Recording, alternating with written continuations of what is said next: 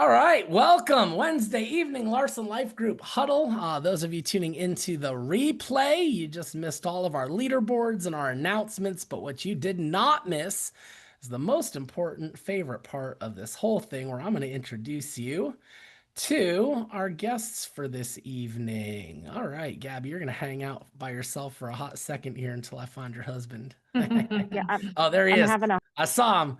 He waved at me. Here he is. Here he is. Let's add the spotlight. All right, and then I'm gonna bring myself up here. Um, all right, guys, I am super excited to introduce my best friends in this business, the Roethlisbergers, Gabby and Fred. And funny story, Gabby straight up told me, when was that, Gabby, that you told me we were gonna be best friends? I think it was the Dallas boot camp, right? Dallas boot camp. No, that is that right? Maybe that Ignite. was. Maybe. I feel like we were in Dallas at that big It was place, I think the first Ignite. the food truck place. Food truck place. That sounds right. Maybe it was the first. Maybe it was the first Ignite. Yeah. All right. Well, I'm gonna read off some stats so our team can better get to know you guys. I mean, I know you guys as my best friends, Right. but I want this team to get to know you guys. All right, Gabby started in 2017, top producer her first year. Biggest month of production was 36,000, broke out as an agency owner in June of 2021. Fred joins full-time in June of 2021 after a decade in oil and gas.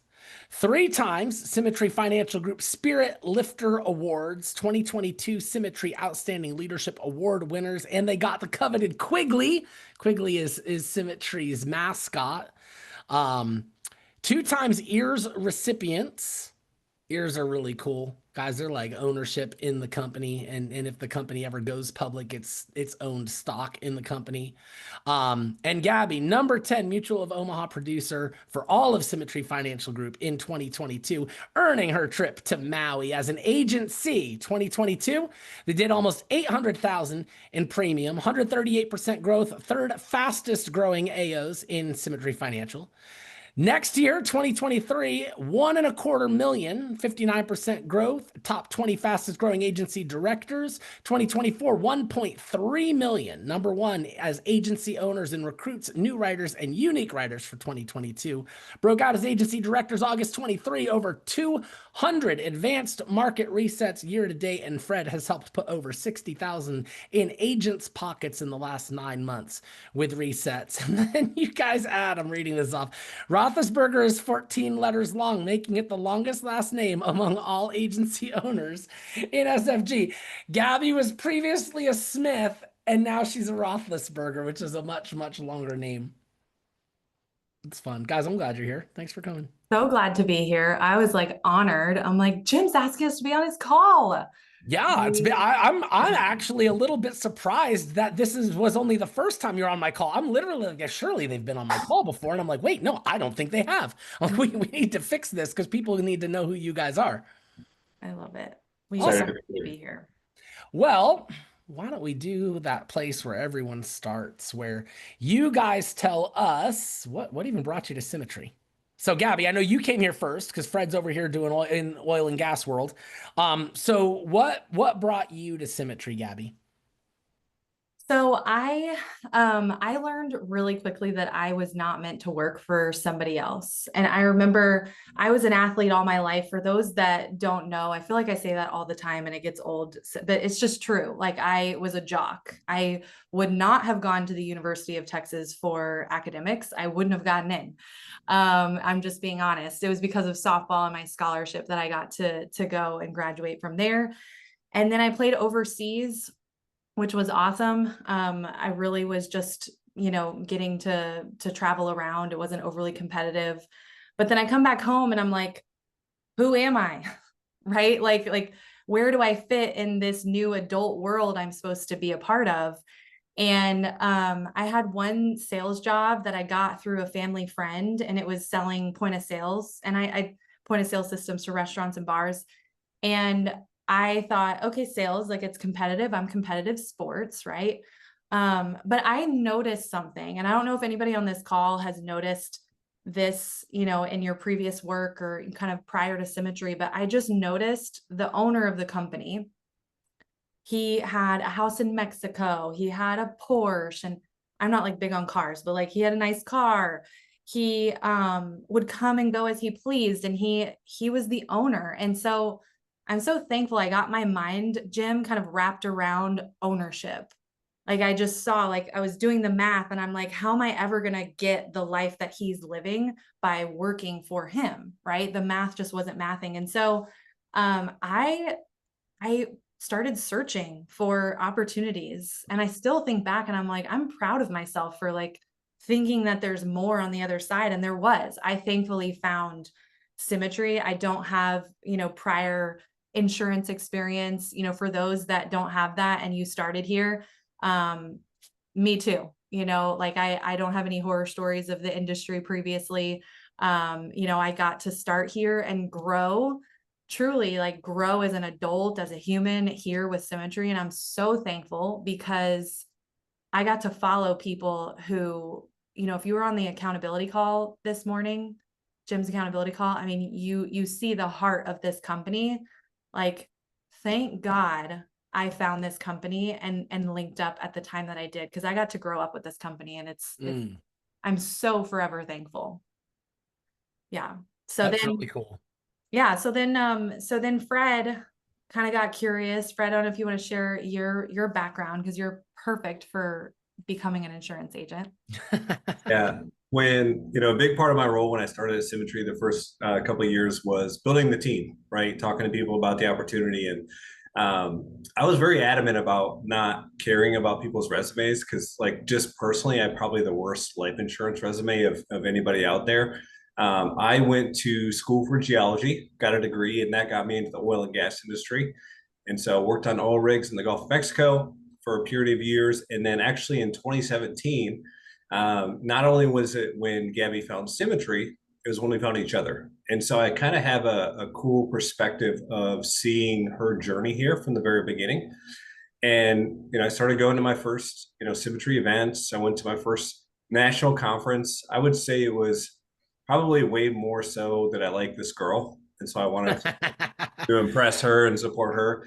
And so I love the company. I love what she did, but that was for her, right? I couldn't see myself leaving my career, what I had done.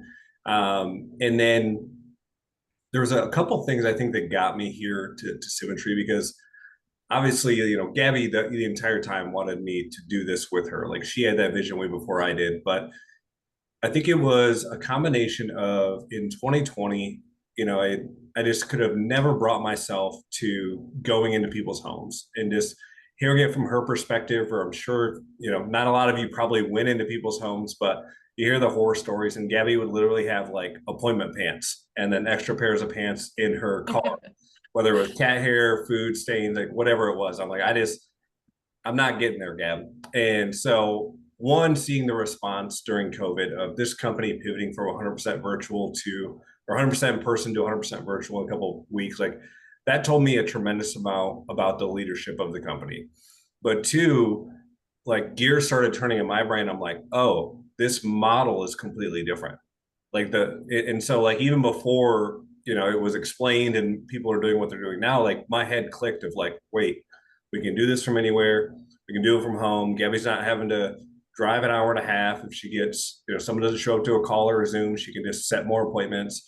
And then now we're not as much, because it was a little bit more regional back then, where you wanted to build your team, but you didn't want to you couldn't really build your team in other areas of the country as much because it was tough to train and do ride-alongs, but you didn't want to build too many people in your area because then those were your leads, sort of thing. And so all that went away, where I'm like, now we can recruit, there's probably close to 100 million people that are looking for something like this, as far as the barrier of entry, eligible, working age.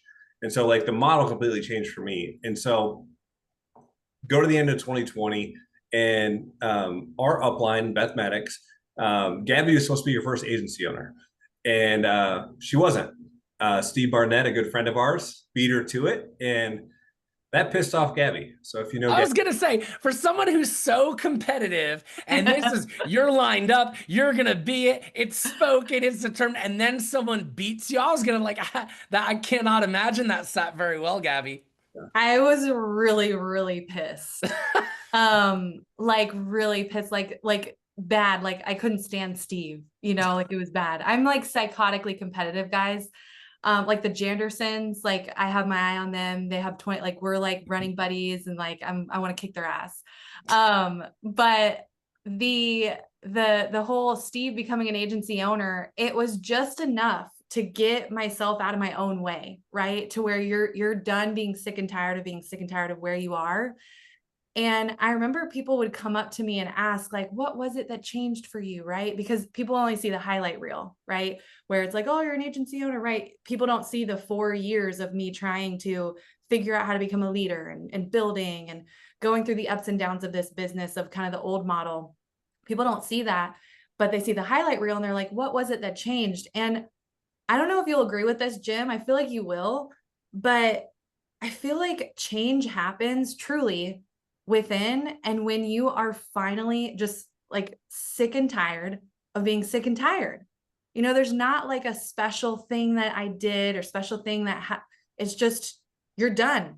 Like, and then you decide to do something about your sick and tiredness. And I remember just having to like regurgitate that to people who would come up and ask me that. And I'm like, are you sick and tired enough yet? You're not changing. So it sounds like no. And so Let me know when you do. Here's Gabby getting sick and tired. So at this same time, like I've been in this industry a decade. I'm going through downturns. I'm not really happy where I'm at. And so Gabby in 2021, she did in January, February, March, it was one writer each of those months, her. And so it was like 2,000, 4,000. Then in March, she did 17,000. But it was one writer all those months. And then April, May, and June, it was 666 as far as the writers, and she hit agency owner. And so it was probably May, like we had made a decision where I'm like, I'm going all in. I'm going to join you with this.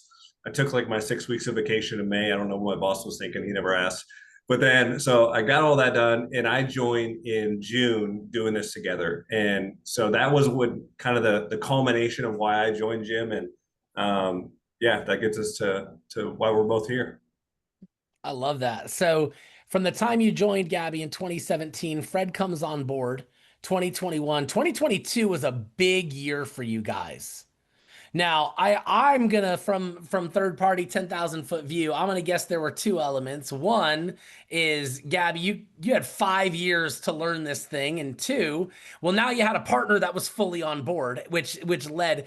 What else would you guys say was the fuel behind 2022 being such a big year for you? I'll start this, Gavin, then you can go. So we hit agency owner, right, in June, and then the rest of 2021 wasn't great. It was just we were kind of doing around the same, and did not know how to work for myself. I was just feet up, taking walks, and then Gabby's like, "What have you done?" I'm like, "I did like 17 interviews in 45 days. Like we're doing this, man. I talked to so many people. We got our next agency owners, and we just like." We were trying to figure out how to be business owners and do that. And then I was at the gym and I was listening to Be Obsessed or Be Average, I think is the name of Grant Cardone. One of my favorites. He has a little section there and he can get kind of snotty sometimes, but he was like, maybe it's time to get away from mama. And he just talked about like how it's tough to grow when you're just in this comfort environment. And Gabby's parents are incredible. Like they're my family and we're 17 houses down. But at the time, like we had to learn how to run a business. And so I come home from the gym and I was like, Gabby, we're selling our house and we're moving to Tennessee because our upline, like our direct uplines, Mike and Sarah Pappas at the time, had an office in Tennessee. And Gabby's like, wait, like, let's not put it on the market. You just went to the gym and you came back crazy. So, but we did decide to move to Tennessee for 2022. And within 5 days, we had our house up for rent. And so for me, that change in environment and then being in an office, like if you want to learn how to do this, like Jim talks about, it was like, we want to be directs and we want to do it as a couple. So what should we do? Our directs work as a couple. They have an office. They're 1,200 miles away, but let's move there. So we moved to Tennessee. We moved like less than a half a mile away from the office. And that entire year was apartment, office, apartment, office, apartment, office. And really is, I think that's where we learned the business. So anything you want to add on that, Gab? No, I mean, it was like we were deployed, right? Jim, you talked about like, basically I'm deployed. Like that's how you need to view me. That's what we said to our parents. And we just got out of our comfort zone. You know, I mean, probably the biggest fear that we have is going backwards or not growing. And, you know, we've gotten to say that we've grown every single year. And in 2022, that was a fight to grow, you know, and we made a big decision to move. And I feel like that was really the catalyst of us kind of finding our own in this business and finding our leadership and really treating this like a business.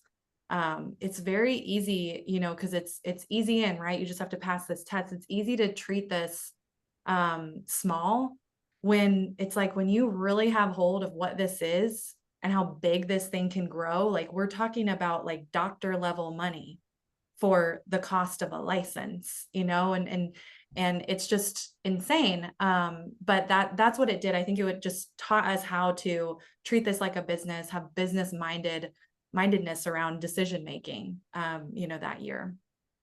You guys, I've heard both of you now in answering that question. You zoomed in on the same thing. You zoomed in on this treating it like a business, taking ownership of it.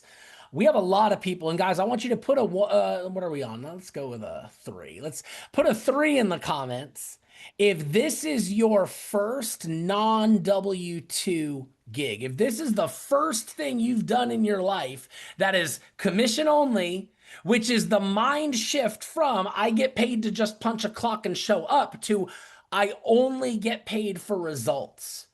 Can I have the two of you talk on what that transition, not just what it was like for you, but what you've seen that transition or how to help people make that transition from thinking like a W-2 employee to learning how to take ownership and treat this like a business? Because we can say that all day long, but to give people some practical, like, look, here's how I learned to do that, I think that would be huge. Yeah, I'll start, Fred. And this is going to be kind of like practical stuff. I hope that that's okay. Please. So, you know, early on when I got into 1099, it was scary.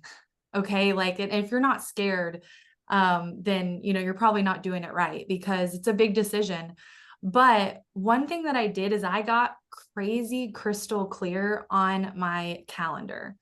And if some of you are rolling your eyes, I understand, you know, it sounds so simple, but it truly is like what gets done is in my Google Calendar. And I had to start thinking of it like a job, right?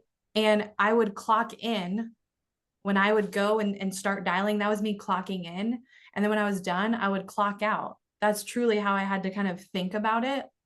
And in 2022, we had an office, so that helped because we were going into an office. But there's lots of ways as far as your calendar to make it so that it is a job, right? And a lot of times I see new agents, they take a lot of time off. And if you think about it, like if you just started a brand new business in the restaurant industry, and I just think about all the things that you would have to invest in before you can even open the doors. And once you open the doors, if you owned that restaurant, you would be like sleeping there because you have so much overhead. I mean, like heart attacks galore opening a restaurant, right? It's like a 50% failure rate. But think about that, right? Like the time that you would have to spend on building that business, right? Compare that to what you do here. And what you do here is you got a license for 200, $300 and you're kind of, you know, investing in some leads because everybody's telling you to. Like this is not that much overhead if you think about it. And so it's easy to be like, well, you know, my kids have this thing at the school, or, you know, oh, I'm going to take, you know, my parents to the airport, right? But would you have been able to do that if you were still working your job? Like, would you just ask off and take time off to go and do that? Probably not. And so you have to kind of like, you have to force your mindset around, this is my job, this is my business. Like, what if I had just opened up a restaurant? Would I be taking this, you know, long weekend? Can I afford that? You wouldn't. And sometimes we get mistaken because it is so easy in, Jim, that yeah, like I can handle it. And then it's the end of the month and you've written 2 apps, right? Like, and then you aren't profitable. And so I think it goes back to just treating this like a job before you treat it like a business, for new agents and beyond, really. That's really good, Fred. And I'm gonna have you come to your part of this too. But what I took away from that, Gabby, as I was thinking through it, and I put it in the comments too, I think sometimes here the low barrier of entry encourages people to treat it small. If there was a much bigger barrier of entry and people were spending 20, 30, 50 grand to get their foot in this door, all of a sudden, by nature of that investment, they would feel, I better show up for this. Now, this can pay them even better than something that has a $50,000 barrier of entry, but because it didn't cost 50 grand, they don't treat it that way. That's really, really insightful. And then secondly, I hope people caught this. Before you learn to treat this like a business, guys, just treat it like a job and show up like a boss would have you show up. Like, be a good employee for yourself like you would for a boss. I loved that, Gabby. Thank you. Fred, I'm going to turn that over to you and let you share insight on that as well. Yeah, that kind of dovetails into what I was going to talk about, because like when I came in, like I'm coming from a W-2 mentality. And so a lot of times with that, I'm taught of like what to do or what to expect. And I would always, early on in my career, I would want to go above and beyond, but there wasn't necessarily a reward for that. And so it was comfortable for me to kind of just do what the job entailed. I would always do a good job at it, but not necessarily going above and beyond. And so a part of this, if you've been a W-2 employee, is you got to, one, treat this as a job as far as your commitment and your time. But I think a big part of this is at some point you got to go all out and see what your capacity is. Like my mentality early on was I knew just being around Symmetry, and I would see, hear Jacob Hogue talk or Marlon Faulkner, and I was like, if some person applies to ZipRecruiter and talks to them and then talks to me 10 minutes later, like they're going with them. And I was like, I can't control that because like I come from a different background. They've been here longer, but I go, they tell us to do 15, 20 interviews a week. What if I did more? Right? If I did more, then I would be able to get better faster. And then I'm going to start to, be able to get more people. And so I think whether it's production or building, like you have to figure out, maybe it's not sustainable. You got to figure out what your max is. Like at one point in 2022, I did 168 interviews in a week. Like, was I as good on the 168th as the other one? No, but I was so sick of like just not getting the results we wanted. So I'm like, it was literally 12 hours a day, Saturday, Sunday afternoons, like 168 interviews in a week. And then when I went down to 50 to 70, which seemed hard earlier, like that was nothing. And so you're going to hear this when you're on calls with top producers or elite producers. Like their story is going to start off with the first 6 weeks, the first 10 weeks, they did 1,000+ dials, 800+ dials. And you come in here as an employee and you're treating this like, 300, 12 to 15 appointments. Like you're going to get rewarded if you do more. And so you have to get out of that mentality of whatever number we say it says to be successful here. Like that's not your limit. Like go out one week and schedule 30 appointments, see what happens. Like you directly get rewarded for that. And then the beyond that, understand that like all that work counts. All that work counts of getting you better. And all that work counts for what your business is going to look like in 60 to 90 days. Right? Because unlike a business where it's transactional, you're going to see a lot of your business grow 60 to 90 days later. And so go out and like figure out what's the most interviews or most appointments I've done and just like crush it. Because I see so many people just sitting in this 70, 80% every week, and maybe they're getting some results. But like if you are here to win and you got your flag planted and like you want to be a part of where this company is going, like go out and prove to yourself that you can do more. Right. And even if it's not sustainable, Jim, I think it's having that experience and doing it is worth it. Yeah, I agree with that 1,000-fold in finding what that limit is. Even if it's not sustainable, it sets the new bar. And I loved you said this, Fred. You said my previous record was 70 interviews in a week, and I thought that was hard. And then you did 168, and then looking back, 70 didn't seem hard anymore. Sometimes you just have to break that. Like some people are looking at 200 dials in a week seems hard. Go do 500 and then 200 doesn't seem hard anymore. I'm curious for you guys with your new agents. We have a lot of new people on here. With your new agents and encouraging them to treat it like a job, what are the metrics you, as the boss in the job, are looking to hold them accountable to? Like when you're giving them a recipe to like, hey, if you want to hit goals, this is how you get started. What, like I know what I tell people and promote, but I'm always curious what others. So like I'm your new agent, you're talking to the new agents here. What are you telling them to go do? Yeah. So, if you had just opened up an ice cream shop, and it's opening day, you would have your friends and family come in and they'd buy some ice cream from you. But you can't expect your business to be run by friends and family coming in every single day and keeping your business afloat. And that's where leads come in. Okay.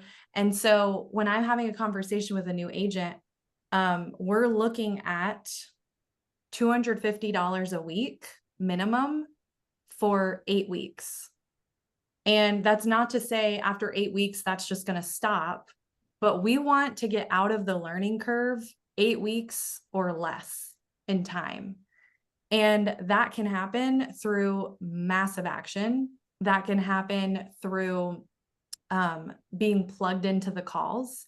Like I'm very, very clear, your level of success here and you getting off to a fast start is directly connected to your level of engagement in our culture. What that means, the accountability call, the MAC room, our calls, right? The national call, that is you touching the mothership. And you have to have it as a new agent because this big, symmetry world that you don't know enough about yet, how you engage is how you're going to piece the puzzles of this thing together. And so engagement is crazy important. Their investment is equally important because just like if the Coke machine says the Coke costs $1 and you're putting in 25 cents and then coming to me asking, why am I not getting a Coke? There's a disconnect there because it costs $1. So in my mind, as a new agent, $250 a week for 8 weeks, let's do that. And then concern ourselves about the results, or concern ourselves about, lead spend and things like that. But $250 is what I find, Jim, to be a good, kind of starting amount for people to get started on bonus leads, stay profitable, make those first few sales, and then we scale that up. And the time it takes for us to scale that up is dependent on them. It's dependent on how you move. I had, a couple agents start at the same exact time. One of them is already taking A leads and not having to make 500 dials a week. The other is making like 150 dials a week-ish, maybe we'll touch 200, and they're on the struggle bus. And it sucks as a mentor to, watch that. And all you can say and all they're going to hear, right? And some of you, it may even be new and know this, right? That you just need more. Like I have never been a part of something where more actually equals more. Like Fred was talking about that, like at his job, if he did more, if he just like was, amazing at his job, that didn't mean more income. That meant more responsibilities, like that's not how W-2 works, but that's how it works here. More literally equals more here. And I think that's something that should empower you to know, like, you're not going to die. You're not going to die at 500 dials. You're not going to die at 1,000 dials. And so I think just keeping that at the forefront, that like this business is going to be hard if you don't invest, right? What the Coke machine's saying you need to invest, and then also do the work that's required. And I'll be honest, Jim, I didn't do it in the beginning. Like it took me a second to work that muscle. In fact, it took me going to conference to see that this was real and to see that, you know, okay, if they can do it, I can do it. I wrote 3 apps in my first 3 months. Okay, so I do want to kind of relate to the new people on here. I was not a Dylan Crane, you know, doing 2,000 dials a week, booking 40 appointments, and then doing 25,000 for every week after that, right? I was not a Dylan Crane. I wouldn't have even been a seasoned new agent. But I do know that I had to figure out the phones, like had to. I was not going to allow the phones to take me out of this business. And so I'm really, really passionate about this conversation, Jim, because people get scary close. And some people do, but people get scary close. I got scary close to letting this business pass me by because of this.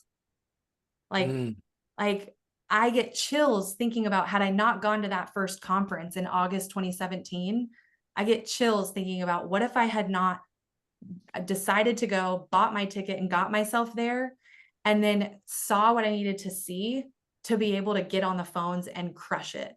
And I'm now known, Jim, as like the phones queen. Like I just am. Like I'm good at the phones, good at coaching the phones, right? But that was not Gabby on day one.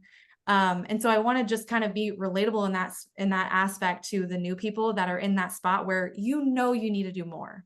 You know you need to you know, invest more, you know, have weekly leads coming in every single week. You know that.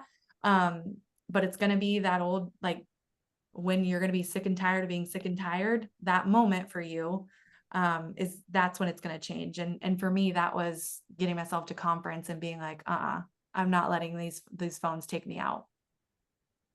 Man, that's so good. Fred, what do you want to add?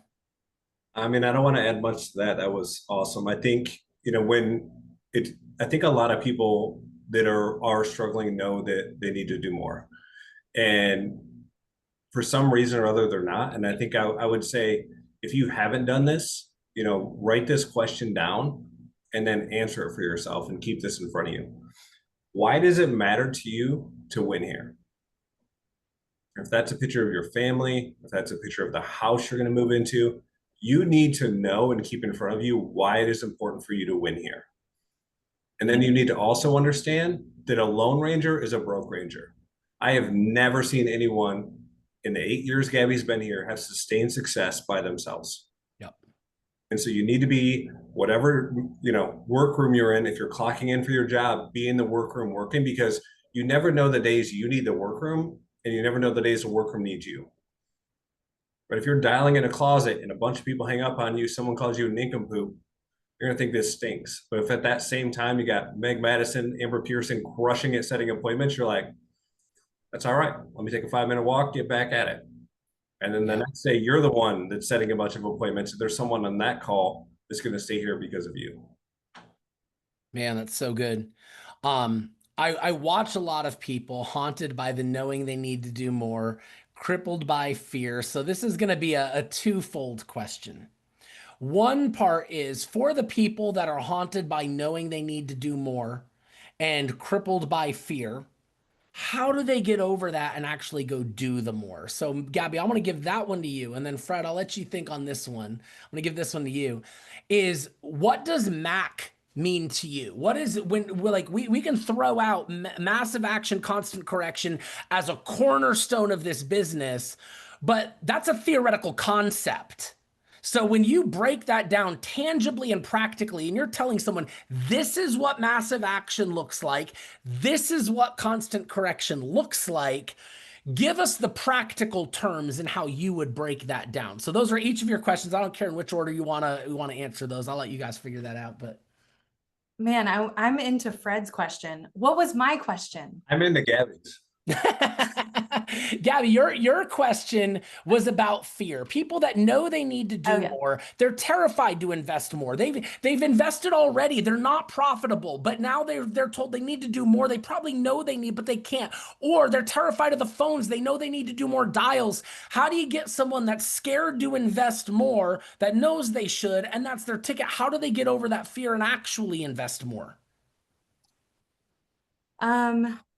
So my go-to, like if I was talking to an agent that was expressing what you just expressed, Jim, I would ask if they have their conference ticket, because big changes and big decisions happen at big events.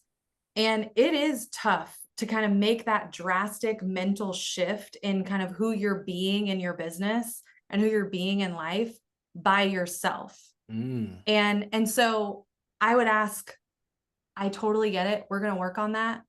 Are you going to conference? That's what I need to know first. And they're going to tell me yes.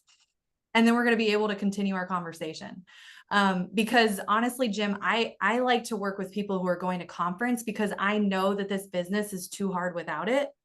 And so if they aren't doing the work, they don't have that kind of figure it out mentality, and they're not going to conference, like, I'm not a magician, right? Like you got to help me. You got to give me something. So I'd make sure that they're going to conference, and then I would plug them in to our community. And I would probably map out, like, let's find out what's so.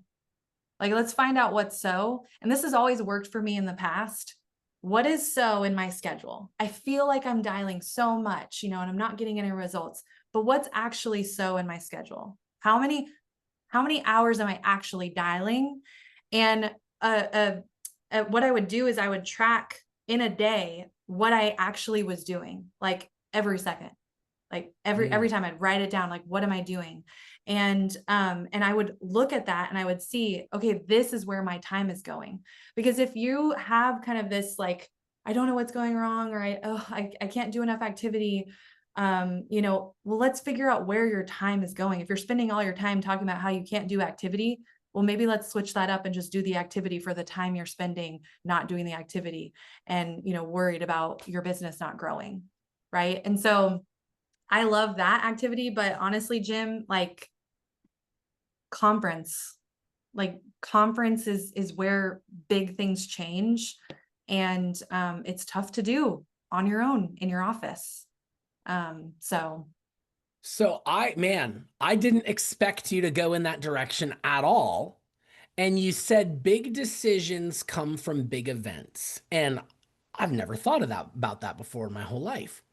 And so then I started, while you're talking, I was trying to pay attention to you, but I wasn't really paying attention because I'm going off in my head about, guys, think about that. How often big decisions you made in your life came off of a wedding, came off of a funeral, came off of the birth of a child, came off, I can't tell you how many diets I started that came off of a cruise of eating and drinking way too much and coming home being like, I am sick of that guy. I need to make some changes here. It really is, when you're in your rhythm and you're in your routine and you're doing the same old, you're not gonna make big changes. You're not gonna even have the awareness that you're sick and tired enough to make the changes. It is the big event that raises your awareness that you're sick and tired enough that you're finally ready to do the thing. I don't think I've connected those dots before, Gabby. Expect to hear that on the accountability call one of these weeks here shortly. I'll probably tag team that one with you. That was a great answer that I had not thought of. And I didn't think this was even going to be a conference plug, but it ended up being in a really powerful way. That was cool. You're always going to get a conference plug from me. And it comes from getting out of your comfort zone. Like, what you're doing now, if it's not working, you got to get out of your comfort zone. Your comfort zone is thinking, oh, I can't do this, or I'm not making enough dials, or right. Like, that's your comfort zone. You have to get out of that. And it's tough to do without conference. Like, we know this, we know the numbers. Yeah, it's really good. All right, Fred, massive action, constant correction. Yeah. And I would just say, like, for me, as far as like fear, if you're having a hard time doing stuff, like, where else are you going to go? Like, for me, I came from where I was miserable. And so it was like, where else was I going to go? And when I asked myself that question, the pain of going back to where I was going to have to go to get a job was a heck of a lot worse than the pain of doing more. And so taking that into this question of like massive action, constant correction, I always come back to this of like, what's the best way to eat an elephant is one bite at a time. And so I'm an engineer, guardian, so I'm a very much of a numbers person. So I think sometimes when we throw out numbers of 500 dials, 1,000 dials, it seems like a lot, right? And so you have to break that down for yourself. And I think this business, if you're looking at that massive action, is a week by week business, right? And so if I'm looking at a week and I got 500 dials, and we're going to assume that my business is open, right? Fridays, Saturday mornings, right? We're doing that. And so even 500 dials, now I'm looking at, doing, if I do 150, 200 dials on Saturday to set up my week, I'm looking at 80 dials throughout the rest of the week. And so as long as I'm putting those 2 hours in my calendar, I'm getting to that number. And one thing that we always do with our new agents is, especially on the accountability call, if you're tracking your numbers, this is such an easy game to do to gamify it. Is like, I'm going to go out that first week where whatever you do, but that second week, you beat the first week. You do more dials, you do more appointments, you sit on more, right? And That's then cool. the third week, you beat the second week, and then you do that again, and you're starting to see this uphill momentum for that, right? And so that's one part of that massive action, is just increasing that activity from week to week. And then once you get done with a month, you can say, all right, what was my activity for this month? I'm going to beat it next month. And if I'm going to beat it next month, that means my week 1 and month 2 needs to look a lot like week 4 of month 1. And then you're just starting higher and higher. And so I think that's a great tool for massive action. Another kind of little thing with massive action is, understand when you write an app, whatever your APV is, that app started with a dial. And so if you know what your APV is for the week, and then how many dials you did this week, take your APV divided by your dials. So we'll just do 3,000 APV and 300 dials. Every time you picked up the phone, regardless of if they answered, they hung up on you, or you set an appointment, every time you picked up the phone and dialed was $10. And so if you know that every time you pick up that phone is $10, that's a heck of a lot easier to pick up that phone that was heavy before. Now, this brings us to the second part, where we're looking at that constant correction. And so know that your mentor wants you to win here. I've heard this back in the day, I haven't heard it recently, but like, we don't make a dime unless you make a dollar, right? Like, we did not bring you in to be nobody on our team's a sales agent for the Roethlisberger agency. They're here to build their business and build their dreams. So the sales gig of what this is here, that's designed to be a phase. And so how do you get out of that phase? Is you go to people that are where you want to be. You go to your mentors and drop your ego, right? Because if you're not sending recordings of your dials, if you're not live dialing, if you're not saying, man, I set on 8 appointments this week, didn't sell any, how many of those recordings have you sent to your upline? One thing I really admired about Gabby was, whether it was early on or whether it was 2023, 2024. So at this point in 2023, 2024, she's sold almost $1 million in APV since she's been here. Simplified Issue. Helped over 1,000 families herself. If she's having a tough week or can't figure out what's going on, she's sending recordings to her upline. Right. And so I think if you build it up kind of week by week with the massive action, you're going to look back in a couple months ago what you were doing. You're doing double, triple that. And it just seems normal because you did it week by week. And then along the way, know what your ratios are. And then when those get off, or you're wanting to improve them, those recordings, those conversations with your mentor, those are going to save you so much time if you just drop your ego. Man, so good. I'm looking up at the clock and I'm like, wait, no, it can't be time already. We just started. How did we just start talking and already our time is over? That's what happens with best friends. I know. I don't like it. I want to hang out with you guys longer. I guess that's why I'm going to have to go to conference and I'll hang out with you guys there. Always. Real quick before I let you go, what's next for you guys? What's exciting for you? What's the next thing? I want more agency owners. Okay. I want more people to experience what it's like to, before you step out of bed, have your bills paid. Mm, And let's go. that's what happens for builders here. And I want people on our team to experience that. So we have some really exciting people in our base shop that have made some big decisions.